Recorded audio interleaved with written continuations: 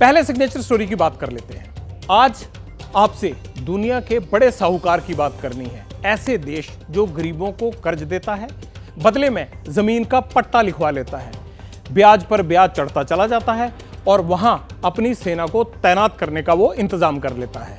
आप समझिए कि ये कैसे होगा। हम चीन की बात कर रहे हैं। दरअसल चीन अब हिंद महासागर की तरफ बढ़ रहा है। उसने भारत के पड़ोसी राज्य, बिल्कुल पड़ोस में बसा हुआ है श्रीलंका, उसने पड़ोसी राज्यों की जमीन हड़पने का पूरा इंतजाम कर लिया है। वहां पोर्ट बना रहा है और अब अपनी नेवी को तैनात करना चाहता है वहां। सवाल देश की सिक्योरिटी से जुड़ा है, इसलिए पब्लिक इंटरेस्ट में लाल सल्तनत के कर्ज वाले ट्रैप का सच बताना है और ये हमारे लिए आपको बताना बहुत जरूरी है।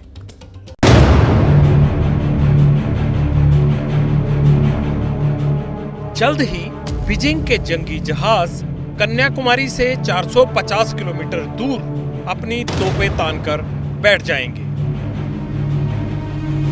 हम्बनटोटा बंदरगाह श्रीलंका के दक्षिणी हिस्से में स्थित है, जिस पर मालिकाना हक चीन का है। चीन इसका इस्तेमाल हिंद महासागर में तेल और अनाज जैसे सामान लाने और ले जाने में कर रहा है।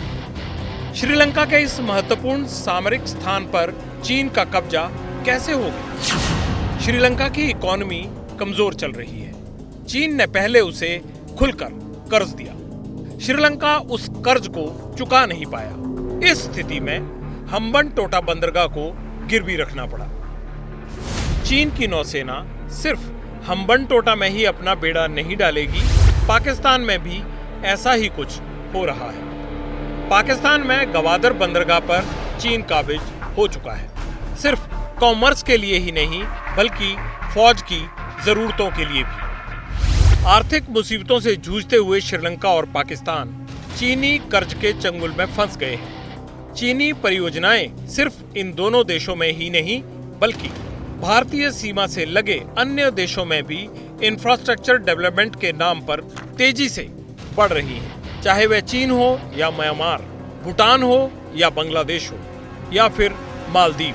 चीन की मौजूदगी तेजी से बढ़ती जा रही है और ये समझना कोई मुश्किल नहीं है कि चीन सिर्फ व्यापारिक हितों के कारण ऐसा नहीं कर रहा। भारत आज विश्व की 5वीं सबसे बड़ी अर्थव्यवस्था है और अगले 4 सालों में भारत विश्व की 3री सबसे बड़ी अर्थव्यवस्था बन जाएगा। ऐसे में केवल 2 देश ही ऊपर होंगे, एक अमेरिका और दूसरा चीन।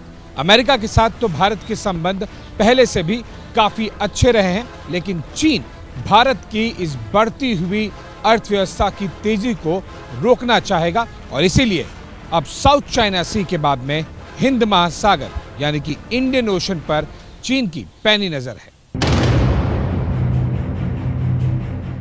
चीनी इरादों की तस्दीक ये तस्वीर भी करती है। एशिया के ही कंबोडिया में रीम नेवल बेस को अपने हिसाब से तैयार कर लिया है। वहां भी बात इंफ्रास्ट्रक्चर के विकास से शुरू हुई थी, खत्म सैन्य अड्डे पर हुई। कुछ सैटेलाइट फोटोग्राफ्स थी जिसके तहत ये जानकारी हासिल हुई कि वहां पर जो पियर्स हैं, पियर का मतलब जो स्तंभ, जो खंबे हैं, जो पोर्ट के ऊपर खंबे लगे हुए हैं, जो धातु के और कंक्रीट मिक्स के होते हैं, जिन से युद्धपोत को सिक्योर किया जा सकता है, बांधा जाता है जब वो लंगर डाले हुए होते हैं।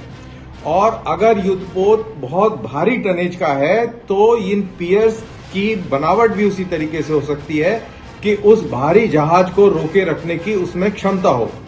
साल भर पहले उसने हम्बनटोटा में ही एक टोही जहाज भेजा था। बाद में श्रीलंका को चाइनीज युद्धपोत गिफ्ट दे दिया। ये सोचना भी नादानी होगा कि चीन सिर्फ उन्हीं देशों को अपने शिकंजे में कस रहा है। जाहिर है हिंद महासागर के जरिए निशाने पर भारत भी है। पत्रकारिता कोई इमोशन नहीं है, ना अपना कोई ज्ञान देना है और ना कोई विचार थोपना है। पत्रकारिता क्या है? पत्रकारिता का मतलब है सही जानकारी इकट्ठा करना और तथ्य बताना। पत्रकारिता आज जितने महत्वपूर्ण दौर में है, शायद पहले नहीं थी। इस दौर से निकलने के लिए सिर्फ सच दिखाने की जरूरत है, वो सच जो आपके हित को आगे रखे। इसलिए अब रात 9 बजे प्राइम टाइम नहीं होगा। ये आपका टाइम है। जगविंदर पटियाल के साथ देखिए पब्लिक इंटरेस्ट सोमवार से शुक्रवार रात 9 बजे सिर्फ एबीपी न्यूज पर। एबीपी न्यूज आपको रखे आगे।